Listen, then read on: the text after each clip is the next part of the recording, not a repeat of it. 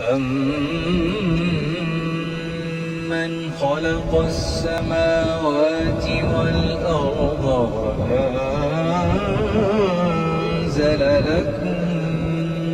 مِّنَ السَّمَاءِ مَاءً وَأَنزَلَ لَكُم مِّنَ السَّمَاءِ مَاءً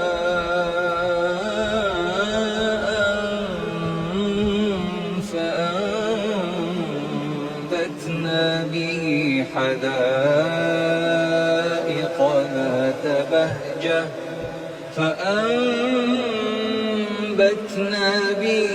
حَدَائِقَ ذَاتَ بَهْجَةٍ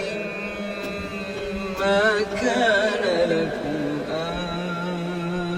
تُنبِتُوا شَجَرَهَا أَإِلَٰهٌ مَّعَ اللَّهِ بَلْ هُمْ قَوْمٌ يَعْدِلُونَ أَمَّن جَعَلَ الْأَرْضَ قَرَارًا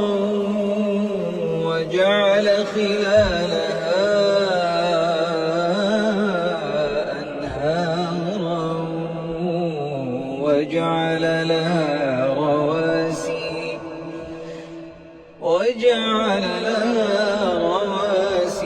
وَجَعَلَ بَيْنَ الْبَحْرَيْنِ حَاجِزًا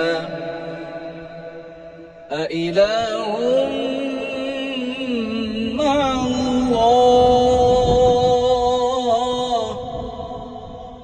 بَلْ أَكْثَرُهُمْ لَا